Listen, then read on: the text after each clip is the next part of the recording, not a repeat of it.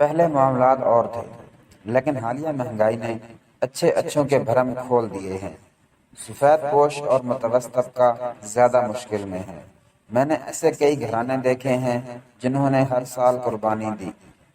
اس میں ان کی محبت، شوق اور عقیدت شامل تھی، لیکن اب حالات ایسے ہیں کہ چاہنے کے باوجود کچھ لوگ سنت ابراہیمی پر عمل نہیں کر پائیں گے۔ سنت پوری کرنا اور اپنے ہاتھ سے گوشت بانٹنا بہت طمانینت دیتا ہے، لیکن جہاں بنیادی ضرورت پورے کرنے کے لالے پڑے ہوں وہاں مہنگا جانور خریدنا مڈل کلاس کی سکت سے باہر ہے۔ یہ مٹھی میں چند ہزار لے کر مویشی منڈی جاتے ہیں اور مایوس لوٹ آتے ہیں کہ جانوروں کی قیمتیں اب آسمانوں کو چھو رہی ہیں۔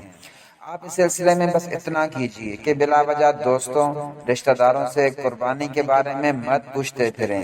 جن کے کھونٹے پہ 2-3 لاکھ کا جانور یا بکرا بندھا ہوتا ہے، انہیں احساس نہیں ہوتا کہ دوسرے گھر میں یا ہمسایوں کے مالی حالات کیا چل رہے ہیں۔ چھوٹتے ہی پوچھیں گے، بھائی قربانی کے لیے کیا خرید رہے ہیں؟ بکرا، دمبا یا گائے میں حصہ ڈالیں گے؟ ایسا مت کیجئے۔ کسی رشتہ دار سے فون پر بھی مت پوچھنے کی ضرورت نہیں۔ گلی سے گزرتے بچے سے بھی مت پوچھیں قربانی کے لیے کیا لیا ہے۔ نہ ہی یہ جتانے کی ضرورت ہے کہ آپ نے کتنے ہزار یا لاکھ کا جانور لیا ہے۔ سنت پوری کریں، دکھاوا ضروری نہیں۔ اگر ہو سکے تو خریدے گئے جانوروں کی تصویریں بھی مت لگائیں۔ کسی مسلمان کا دل نہیں چاہتا کہ وہ اپنے ہاتھ سے قربانی کرے۔ اکثر کے مالی حالات اجازت نہیں دیتے۔ ہم دکھاوے کے لیے لگائی گئی تصویروں سے اس کو محرومی کا احساس کیوں دلائیں؟